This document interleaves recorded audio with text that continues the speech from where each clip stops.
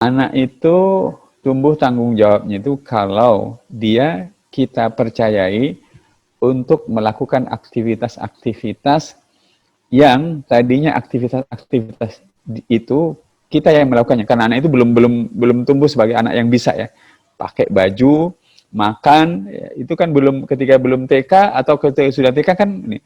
Tetapi begitu aktivitas itu kita percayakan untuk dilakukan oleh dia dengan toleransi bahwa aktivitas itu tidak dilakukan dengan sempurna, ada sedikit kesalahan. Nah, dengan cara begitu anak itu mulai terbentuk tanggung jawabnya itu. Itu penting ya. Jadi mulai sekarang ayah bunda mulai bisa bikin daftar ya, apa aktivitas-aktivitas dan kegiatan-kegiatan di rumah yang bisa dilakukan, tadinya dikerjakan oleh orang tuanya, sekarang mulai dipindahkan untuk dilakukan oleh anak-anak kita itu. Sehingga anak-anak kita itu mulai bertanggung jawab terhadap segala hal yang berkaitan dengan dirinya. Mandi, ya, kalau mandi itu ambil handuk, baju, sabun. Tadinya kita yang ngambil kan, sekarang dia harus ambil sendiri. Mungkin dengan toleransi akan ada kesalahan, tetapi nggak apa-apa, namanya anak ya, itu penting. Nah, itu kalau berkaitan dengan hal-hal mendasar. Nah, tapi yang kalau berkaitan dengan kata pengikut ini, biasanya pertanyaan kritisnya kenapa seseorang itu menjadi pengikut? Karena dalam dirinya tidak ada sesuatu yang bisa dia gunakan sendiri, makanya ikut orang lain dulu ya, begitu. Nah, kalau anak-anak itu mulai kita isi dengan pengetahuan ya, dengan cara dalam obrolan sehari-hari, makan, berboncengan pada saat diantar ke sekolah ya, dan kita isikan obrolan yang membuat anak itu memorinya kemasukan kosakata baru, kalimat baru, pengetahuan baru, mulailah dia berisi dengan pilihan kata yang masuk ke dalam memorinya itu, dia mulai menemukan kemandirian karena isi kepalanya sudah mulai jauh lebih banyak, mungkin bukan jauh lebih banyak, mulai sama, bahkan bisa lebih banyak dari kakaknya. Dalam situasi seperti itu dia akan tidak lagi jadi pengikut, ya begitu. Sama juga di aspek fisik ya. Kalau anak itu semakin kita kuatkan dengan cara bekerja, berolahraga, beraktivitas, pengalaman-pengalaman itu membentuk rasa percaya dirinya seperti di pertanyaan tadi, anak-anak itu akan mudah menjadi anak yang berinisiatif sendiri dan tidak mudah ikut orang lain. Walaupun kata pengikut itu tidak harus jelek ya, misalnya ayah bunda, tetapi dia harus kita inikan. Kita lah semuanya ya, ayah bunda, mohon maaf kalau ada di ibu-ibu PKK arisan, coba lihat. Kalau kita tidak punya kosakata di kepala kita, ya cenderung waktu ngobrol mengikuti orang lain, karena tidak ada ini.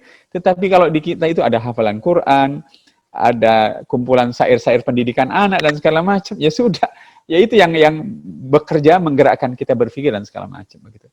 Nah, oleh karenanya, ayah bunda, terutama ayah, mohon maaf, terhadap bunda yang sebagian besar kita asumsikan banyak berinteraksi dengan anak karena ayahnya cari nafkah, ya harus cerewet. Cerewet itu sering ngomong, ajak dialog dan segala macam. Agar bisa cerewet harus rajin baca, dan agar bisa bacaannya banyak, dengan sangat hormat jangan terlalu banyak baca WA saja ya bunda.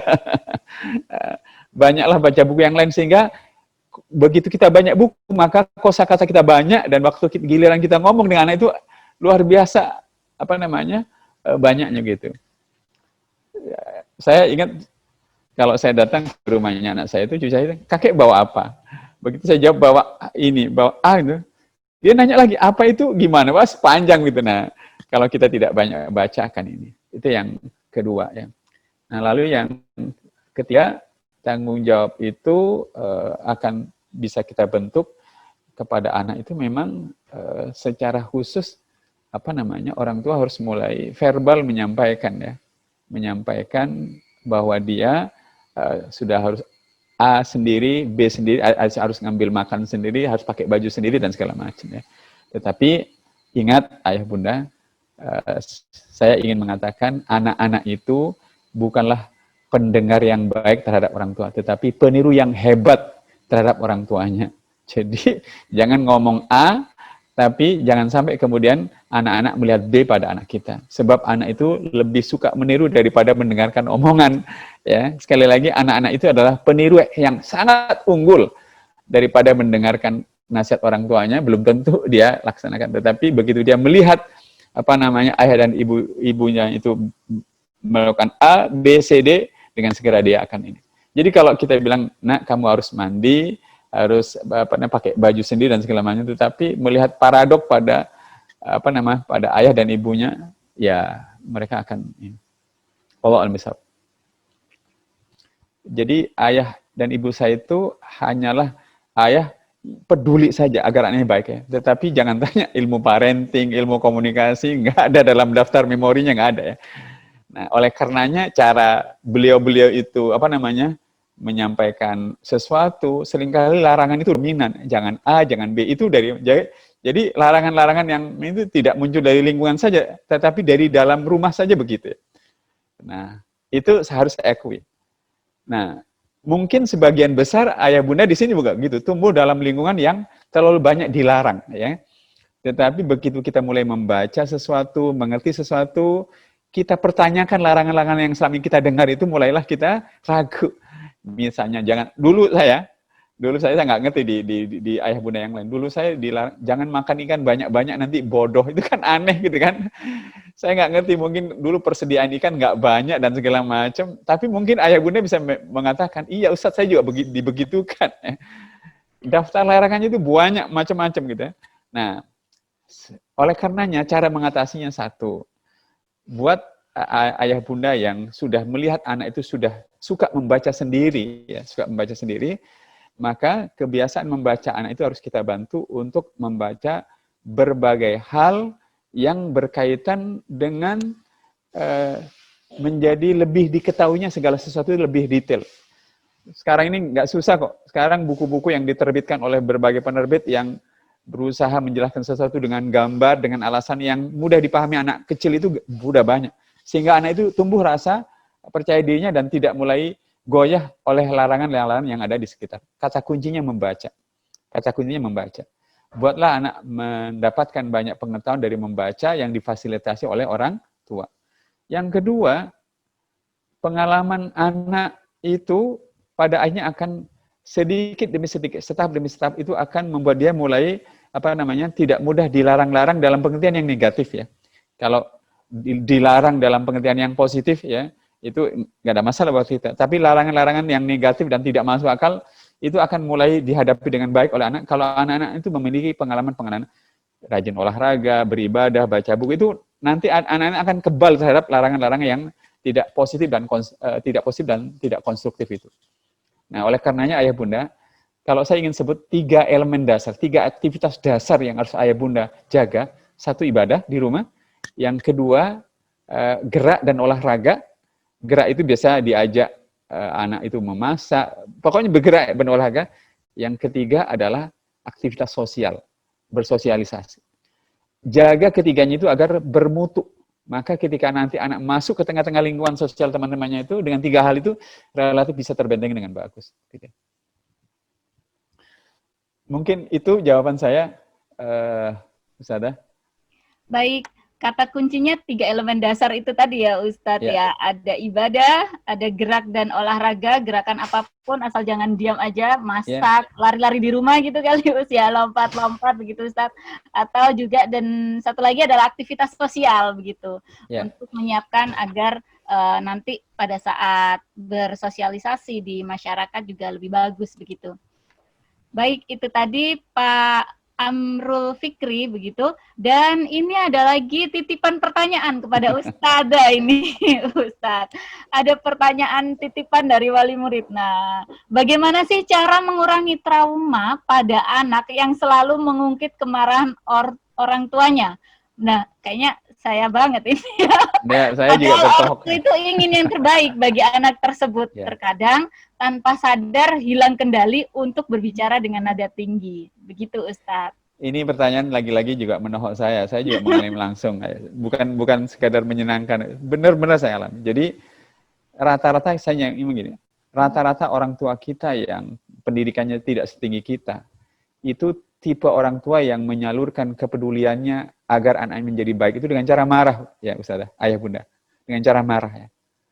Nah, marah dalam perasaan mereka itu adalah positif. Tetapi marah dalam perasaan kita yang negatif, gak enak dimarahi. Gak belajar dimarahi. Tidur, ya, bangun tidur gak merapikan bantal itu dimarahi. Ya. Kemudian makan piringnya tidak dikembalikan dimarahi, gitu kan? Nah, Itu bentuk kepedulian yang bagus.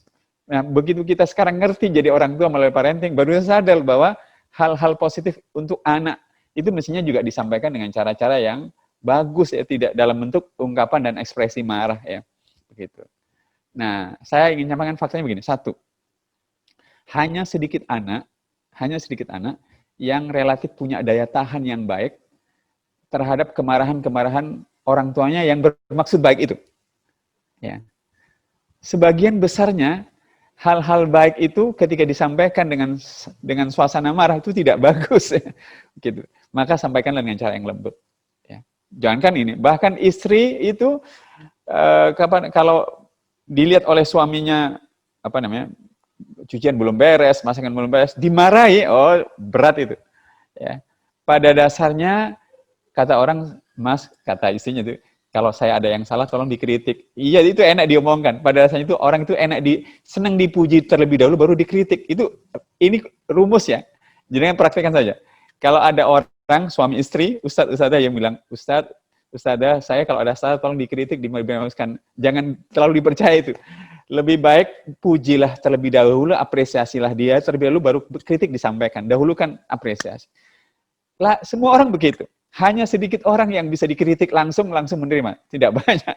Nah, orang itu rata-rata perlu diapresiasi, perlu dihargai, perlu diberi sesuatu yang membuat dia nyaman, baru kemudian disampaikan kritik dan masukan begitu.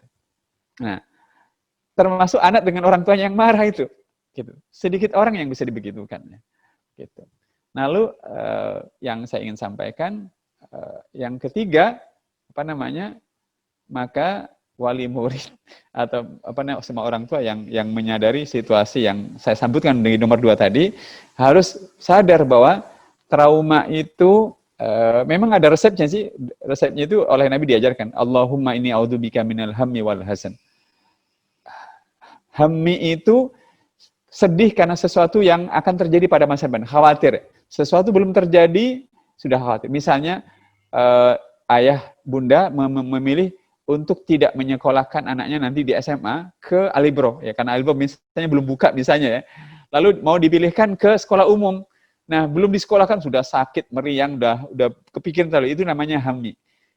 Ya, orang yang sedih dan khawatir terhadap sesuatu yang belum terjadi. Kalau hazan lain lagi, ya trauma itu. Hazan itu adalah orang yang sedih karena serentetan peristiwa masa lalu yang cenderung yang membuat kita gagal, menderita, kalah dan segala macam, ya, tersakiti. Ya, kalau bahasa yang simpel mungkin trauma, ya. Nah, bagaimana cara mengatasinya? Nabi memberikan resep, wa'udzubika minal ajzi wal kasal. Caranya adalah kondisikan diri kita agar menjadi orang yang sibuk, beraktivitas, penuh kegiatan, sampai kita menjadi orang yang yang kuat. Saya jujur saja, walaupun saya tidak mengerti resep itu waktu itu, Ustazah dan ayah bunda, waktu saya sering mendapatkan marah dalam pengertian positif orang tua dan dalam pengertian negatif saya itu, saya menyibukkan diri main bola, suka baca buku, bergaul, kembali ke rumah itu tidak dengan mangkel pada ayah dan ibu. Ya, memang mereka bisanya begitu, ya. Itu penting. Tapi kan hal seperti ini hanya bisa dipahami oleh orang dewasa, ya. Anak muda, remaja, tapi anak-anak masa mengerti begitu, kan. Nah, berarti orang tuanya harus mulai memperbaiki cara seperti itu. Dengan cara apa? Kalau pertanyaan ini disampaikan oleh pamannya, sementara ayah dan ibu dari anak ini seperti itu, maka pamannya harus membantu anak itu, sudah, jangan dengarkan omong orang tuamu itu, maksudnya baik, main sepak bola, baca buku, kerjakan PR gitu. Nah, dengan begitu anak itu akan mulai terlihat semakin manis di hadapan orang tua. Maksudnya manis itu semakin bagus, semakin baik dan segala macam. Nanti orang tuanya akan mulai menurun kemarahannya. Ini sangat personal banget buat saya, ayah bunda dan Ustazah. Saya tahu betul bagaimana mengatasi itu. Iya, betul banget.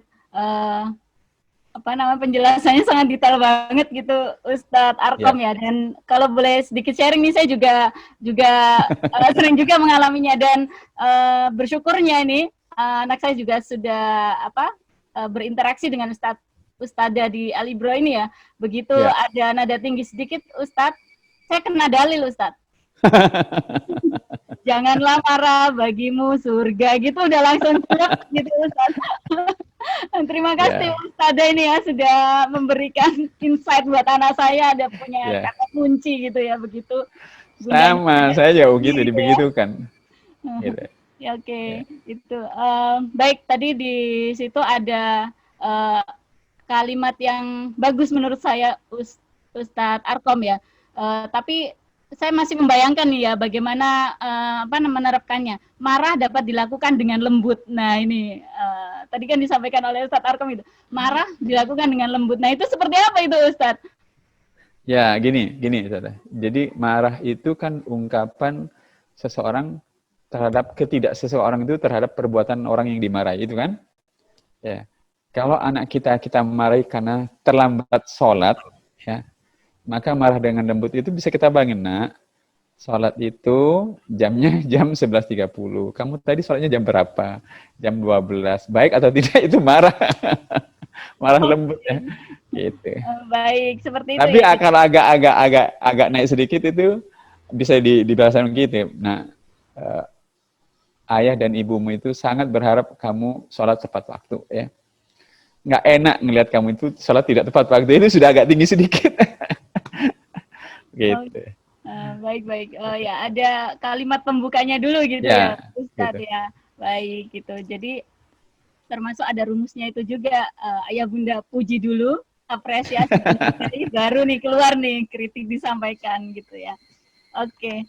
Baik. Ustadz Arkom, masih ada pertanyaan nih, makin seru kayaknya ini, semakin siang semakin seru pertanyaannya dari Bunda Juna B8. Ada 2 pertanyaan Ustadz. Yang pertama adalah pada saat kondisi pandemik seperti sekarang ini, anak-anak diharuskan sekolah online. Nah ini berpengaruh pada sosialisasinya, anak cepat bosan gitu ya dan lain-lainnya. Bagaimana sih tips dan triknya supaya psikis anak tetap bagus dalam kondisi seperti ini? Karena memang orang tua ini dalam kondisi bekerja juga, gitu-gitu Ustadz. Dan pertanyaan kedua, disampaikan sekalian ya Us? Boleh. Baik. Yang pertanyaan keduanya, apakah diperbolehkan memaksa? Nah ini juga memaksanya dalam tanda kutip, anak dalam hal terkait ibadahnya, begitu. Monggo Ustadz Arkom. Ya, saya jawab pertanyaan yang kedua dulu Ustadz. Jadi sebagian dari proses pendidikan atau sebagian dari proses mendidik adalah memaksa. Sebagian ya, bukan seluruhnya. Itu penting. Pertanyaan kritisnya adalah seberapa banyak kita harus memaksa orang. Tergantung tingkat kesulitan anak yang mau kita didik ya. Begitu. Itu penting, harus diinikan ya. Jadi nggak apa-apa memaksa, apalagi mohon maaf anak-anak kita bukan anaknya tetangga yang paksa. Dan saya rekomendasikan kalau jenengan mau ribut, sekarang saatnya untuk ribut untuk anak TK itu. Jangan ribut pada saat anak SMA, itu berat, berkelahi nanti dengan orang tuanya. Jadi enak itu kalau anak kecil itu. Mau ribut sekarang lah, tapi bahasanya harus membuat mereka itu. Ya. Nah, itu satu, soal ibadah ya. Dan oleh karenanya paksalah, karena anak itu peniru sejati itu. Gitu. Nah, yang kedua, saya ingin cerita dulu cucu saya, belum sekolah. Cucu saya itu, suka minta handphone ibunya dan ibu saya. Tapi yang mau ditonton itu, nonton kereta api, ayah bunda, sama nonton kartun Nusra itu. Siapa tahu ya mungkin ayah bunda ya, kartun yang Islami itu loh. Iya. Nah, anak ini kemudian seperti semua orang ya, yang mengalami kecanduan, tetapi anak saya pinter cara memutus kecanduannya itu dengan cara, ayo sholat dulu gitu, satu ya. Ayo sholat dulu, nanti sholatnya habis itu dikasih es krim sama Yakult dan segala macam. Ada cara untuk memutuskannya agar kecanduan itu tidak menimbulkan efek negatif pada anak itu. Nah, dari sini saya ingin menjawab pertanyaan ini ya, bagaimanakah anak itu kalau sudah terlalu online dan segala macam. Tadi saya sudah sebut, jaga 3 aktivitas dasar ya. Mumpung anak kita belum kecanduan online itu kan, anak itu kan, 3 aktivitas dasar itu gerak, olahraga, ya, dan gerakan yang lain. Yang kedua belajar, baca buku, ya, dengan segala pengertian belajar. Yang ketiga ibadah. Buat 3 aktivitas ini ayah bunda menjadi sangat istimewa buat anak dan menyenangkan. Sehingga nonton online itu sesuatu yang menjadi opsi, di mana opsi 3 hal itu menjadi pilihan utama. Ya. Kalau sampai anak itu belajarnya membosankan, ya, ibadahnya juga nggak ada contoh ayah bundanya, kemudian geraknya juga tidak banyak beraktivitas, ya sudah, online itu menjadi sesuatu yang ini begitu. Sama juga, mohon maaf, jangankan anak kita, Ayah bunda semuanya begitu. Saya yakin semuanya sudah kecanduan online juga kan. Bayangkan ya, kalau di rumah tidak punya aktivitas baca buku yang menyenangkan, tidak suka baca novel-novel yang apa namanya, yang pembangun jiwa, tidak ada aktivitas yang sangat menyenangkan, olahraga, masak, bersih-bersih, ya sudah online itu menjadi sesuatu yang itu. Saya menemukan itu. Jadi sebenarnya kalau kita plus Ustazah, ayah bunda, kenapa anak itu kecanduan, mohon maaf, pergaulan seks, minuman keras, judi dan sebagainya. Karena aktivitas dasar yang 3 tadi, gerak dan olahraga, belajar dengan segala dan ibadah itu tidak menjadi aktivitas yang sangat mewah buat dia, sehingga kalau tidak menemukan kemewahan dalam 3 hal ini, pindah saja ke aktivitas yang seperti itu. Begitu. Saya suka bilang ada apa namanya ayah bunda dalam sosiologi, karena saya bilang studi sosiologi juga, trivialism ya. Trivialism itu kebiasaan seseorang yang menghabiskan uangnya, waktunya, tenaganya, dan pikirannya untuk hal-hal yang sekedar menghibur, belum tentu berdosa, tapi tidak bernilai memajukan hidupnya. Banyak atau sedikit ini? Orang menghabiskan waktunya, tenaganya, uangnya, dan pikirannya untuk hal-hal yang sekedar menghibur, tapi tidak bernilai memajukan hidupnya. Saya mau nanya pada Ustazah atau Bunda Ais ya, apa namanya, banyak atau sedikit ini? Banyak kayaknya. Banyak. Dan kita semuanya terjebak itu kan, ya kan? Nah, apa yang bisa membuat kita menarik dari yang ini? Kalau ada sesuatu yang berharga dan penting untuk dilakukan, itu. Jadi misalnya kalau kita punya daftar, pengen belajar menu baru lah, biar suami datang, anak-anak datang, berselera makannya, itu jadi ini. Kemudian baca buku agama lah, biar saya bisa berdoa lebih baik pada Allah untuk anak dan orang tua saya, itu akan jadi. Tetapi kalau tidak punya aktivitas membaca, bergerak, memasak dan segala macam, tidak menarik, ya sudah, kita membenamkan diri kita aktivitas yang trivialism tadi, menghabiskan waktu, tenaga untuk sekedar menghibur, dan handphone ini itu adalah benda yang memiliki daya hibur yang luar biasa sekarang. Coba ayah bunda keluar dari rumah sekarang, dari rumah ke Alibro, sepanjang jalan hampir 95% orang pegang handphone, ya. Jarang orang pegang buku begitu. Luar biasa kan. Nah, oleh karenanya mulai sekarang ayah bunda, mulai sekarang anak-anak masih TK itu, jangan biarkan anak-anak yang beraktivitas kita bermain, minta digendong, kejar-kejaran, jadikan itu sebagai aktivitas yang istimewa buat mereka. Saya suka kalau sudah ke rumah cucu saya, kakek ayo aku kejar, kakek tak kejar. Dia main bola dan segala macam, membuat dia merasa aktivitas itu beristimewa, sehingga dia tidak melulu minta online itu. Gitu. Kapan hari itu lucu, cucu saya itu, ayo sholat Gaza, namanya Gaza. Tidak sholat gitu, kalau dia mau tidak sholat ini. Tiba-tiba ibunya, ayo nanti nggak dikasih es krim. Langsung dia masuk ke kamar ininya, langsung sholat. Kalau sujud itu tengkurap itu gitu, lalu berdoa, nggak pakai rukuk, berdoa, doanya sampai saya video, doanya lama kali diginikan. Gitu. Jadi saya minta kalau jenengan meminta anak untuk beribadah, buat ibadah aktivitas yang dikerjakan anak itu istimewa. Bukan sekedar istimewa di situ, tapi jenengan mengapresiasi, memberi hadiah, membuat sajadahnya itu wanginya, pokoknya benar-benar istimewa gitu. Sehingga karena istimewa dan mewah, mereka tidak terlalu tertarik pada aktivitas sekedar online saja dan segala macam gitu. Itu Ustazah. Ayah bunda, mudah-mudahan jawaban ini bermanfaat. Baik. Nah, ini tadi kalau terkait dengan orang tuanya yang sedang bekerja dan online. Benar, saya ingin menyampaikan gini. Ayah bunda, mumpung anak kita masih TK ya, saya ingin mengatakan, siapapun ayah bunda, keluarga itu lebih utama dari pekerjaan. Itu penting. Pegang betul-betul. Anak kita itu adalah lebih utama dari segala-galanya. Saya percaya ayah bunda yang sekarang bekerja A bisa menggantikan dengan pekerjaan B ya, demi anak-anak kita. Janganlah anak-anak kita dikorbankan karena pekerjaan itu. Tapi saya percaya kita bisa mengalihkan, bukan mengorbankan pekerjaan ya, bisa memindahkan pekerjaan menjadi pekerjaan yang lain demi anak-anak kita. Itu penting. Agar kita itu tidak kemudian mengorbankan anak kita demi pekerjaan. Saya tahu sekali ya, ayah bunda yang usianya mungkin 30 tahun, 29, 28, itu dan segala macam itu berhadapan dengan situasi yang sangat objektif bahwa suami dan segala macam sedang bekerja. Tetapi cobalah mulai sekarang berkomitmen, masih panjang kan anak-anak kita itu untuk mendahulukan anak-anak kita, dan pilihlah pekerjaan, kelolalah pekerjaan sehingga kuantitas ya, waktu dan jam-jam bersama anak itu menjadi makin bagus dari waktu ke waktu. Dan kata orang, Ustadz, yang penting kan kualitas, kuantitas tidak penting kata siapa. Bagaimanapun dua-duanya itu, waktu yang lebih lama bersama anak dan kualitas yang lebih bagus bersama itu jauh lebih luar biasa buat anak-anak kita. Saya ingin mengatakan begitu. Kalaulah masih tetap bekerja, aturlah agar jam-jam bersama anak itu menjadi jauh lebih banyak, ya, jam-jam bersama lebih banyak. Dan jangan sungkan untuk meminta izin dari atasan dan untuk keluarga kita, tetapi tunaikan pekerjaan itu dengan profesional, sementara anak itu menjadi korban. Jangan seperti cerita berikut ini. Ada anak, ya, karena orang tuanya, ayahnya terutama yang susah sekali bersama dia nanya, ayah ini berapa sih gajinya? Kata ayahnya, kalau dirupiahkan per jam ayah itu kata si ayah itu dibayar per jamnya itu sebut saja kira-kira 100.000 lah, kira-kira begitu ya. Lalu suatu saat ketika ayahnya datang lagi, anak-anak itu bawa celengan, bawa tabungan. Ayah, saya sudah punya uang 100.000, saya mau membeli 1 jam ayah yang harganya 100.000 itu. Tolong ayah sediakan buat saya. Itu protes anak terhadap ayahnya yang tidak punya waktu bersama ayah. Jangan ya.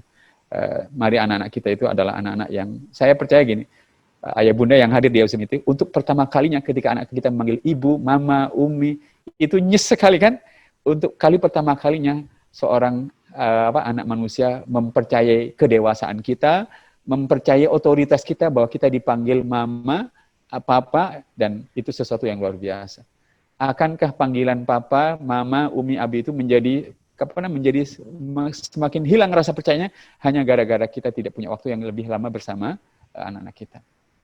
Terakhir, Ustadzah, maksudnya terakhir jawaban ini, jenengan nanti setelah acara ini, ambil 1 kertas selembar, ya, lalu minta anak kita menulis 10 idolanya. Berdoalah pada Allah Subhanahu wa Ta'ala agar mudah-mudahan masuk dalam urutan nomor 2 dan 3. Karena kemungkinan nomor 1 itu adalah Rasulullah SAW, idola anak kita itu. Nomor 2 itu kemungkinan uminya, nomor 3 uminya. Atau kebalik, nomor 2 uminya, nomor 3 abinya. Dan mudah-mudahan tidak termasuk di dalam nomor 10, nomor 9 atau 8. Nanti nomor 2 dan 3-nya ya orang lain, jangan. Kalau kita baik, mendidik, berinteraksi dengan baik, pasti nomor 1 Rasulullah, nomor 2 abi, nomor 3 umi. Kemungkinan. Dan jangan bertengkar kalau abinya nomor 2, uminya nomor 3, atau sebaliknya gitu. Itu anak-anak yang luar biasa buat kita. Begitu. Iya. Moga. Baik, terima kasih Ustadz Arkom gitu ya. Ini juga pesannya sangat dalam banget gitu ya, terutama buat kami para orang tua bekerja begitu untuk mendefinisikan ulang gitu ya waktu bersama anak-anak. Yeah. Oke, dan ada PR juga tentu saja ini ayah dan bunda, nanti setelah acara ini siapkan 1 kertas dan sampaikan anak-anaknya, dituliskan. Kalau belum bisa menulis mungkin dibantu menulis ya Ustaz, tapi ditanyakan gitu ya. Itu Bunda, saya waktu anak saya TK itu sudah ditulis anak saya di tembok itu loh. Saya beruntung karena saya nomor 2, nomor 3 uminya. Dia nulisnya my idol, pakai bahasa Inggris ya, idola saya ya. Nomor 10 tuh tahu, Detektif Conan, nomor 10 Detektif Conan, coba. Oke, ya. Ini PR juga buat saya nih, habis ini nanti saya siapkan 4 karena saya ada 4 anak gitu ya. Jadi 4 kertas idola masing-masing gitu, siapa nih 10 idolanya gitu. Baik, luar biasa sharing kita pada pagi hari ini, Ustadz, semakin siang semakin menghangat gitu ya, pertanyaannya juga luar biasa dari ayah bunda. Namun karena kita dibatasi waktu juga, akhirnya ini di penghujung waktu, tentu saja bukan sebagai akhir untuk diskusi-diskusi kita selanjutnya begitu Ustadz Arkom ya. Mungkin ada pesan untuk ayah bunda ini Ustadz Arkom. Ya, saya ingin mengutipkan sebuah nasihat dari Ibnu Athaillah, tapi mudah-mudahan bisa kebayang aktivitas teknisnya ya Ustaz ya. Ibnu Athaillah itu adalah ulama yang lahir di Mesir, meninggal di Mesir. Lahir pada tahun 1250, kemudian meninggal pada tahun 1306. Penulis kitab Al-Hikam. Beliau menyampaikan nasihat begini. Kaifa tukhraku lakal awaidu wa anta lam takhrak min nafsikal awaida. Bagaimana bisa kalian memperoleh hasil-hasil besar dalam hidup ini kalau kalian tidak melakukan hal-hal besar. Ya. Sekali lagi, bagaimana bisa kalian memperoleh hasil-hasil besar dalam hidup ini kalau kalian tidak melakukan hal-hal besar? Nah, dalam bentuk teknis begini. Yang pertama, pada ayah bunda, lakukanlah sesuatu yang sangat besar sekali di rumah yang berkaitan dengan kehidupan ibadah, terutama untuk anak kita. Jangan biarkan ibadah di rumah itu, di mana ayah sholat, ibu sholat, anak sholat, itu menjadi ayah, ibu, dan anak yang tidak kelihatan mewah suasana ibadahnya. Buatlah semewah mungkin. Maksudnya bukan mewah fisiknya saja ya. Jadi anak-anak itu begitu diajak sholat, begitu diminta untuk duhur, puasa, itu benar-benar merasakan kemewahan suasananya. Kenapa? Karena ayah dan ibunya mengajaknya dengan lembut, mengapresiasi setelah ibadah dikerjakan, tempat dan sarana ibadah itu disediakan dengan cara yang sangat bagus, sehingga mereka nyaman. Begitu. Jangan mereka, males seadanya bau ya. Kemudian ayah belum sholat ya. Kemudian musolanya jangan, buatlah semewah mungkin. Itu penting. Satu itu. Itu sesuatu yang besar menurut saya. Jadi kalau anak kita ingin tumbuh menjadi anak yang kuat ibadahnya, maka lakukanlah sesuatu yang besar pada ajakan ibadah, sarana ibadah, dan keteladanan ibadah. Yang kedua pada aspek belajar juga begitu. Kalau anak-anak kita ingin tumbuh menjadi anak yang luar biasa, hebat pada aspek intelektual, maka ayah dan ibu harus menjaga agar suasana rumah itu benar-benar bersuasana intelektual yang bagus. Tidak harus buku yang banyak karena memang buku sudah mahal misalnya, tetapi anak bertanya dilayani, ya kan? Obrolan-obrolan itu pertanyaan-pertanyaan, obrolan-obrolan yang memancing rasa ingin tahu yang berkualitas dan segala macam. Itu akan sangat membantu. Begitu. Dan kalau ayah menyampaikan sesuatu, ibu menyampaikan sesuatu pada anak, jangan membuat anak bosan dengan kalimatnya. Pasti itu saja. Iya kan, itu. Kurangi hal yang terulang. Jadi dengan banyak membaca, pasti kalimat itu tidak akan ini. Begitu.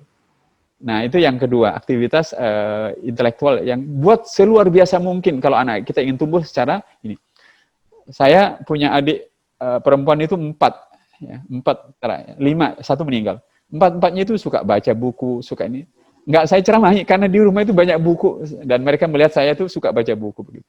Dan saya juga nggak sok-sokan gara-gara itu. Jadi membuat suasana benar-benar itu. Lalu yang ketiga adalah aktivitas fisik. Baik fisik itu, masak, kemudian bersih-bersih atau olahraga. Buatlah seluar biasa mungkin suasana. Kalau anak itu ingin terpengaruh dari suasana fisik, sehingga menjadi anak yang luar biasa, maka buatlah kebersihan, mindahkan barang, pokoknya menjadi sesuatu yang luar biasa, bahkan olahraga dan segala macam. Sehingga anak-anak itu tidak hanya tertarik pada kegiatan online saja begitu. Itu Bunda, ya Bunda, Ustaz-Ustazah, mudah-mudahan bermanfaat. Saya sih percaya pada satu prinsip ini. Kalau kita melakukan apapun secara luar biasa, Allah akan memberikan hasil yang luar biasa kepada kita, insya Allah.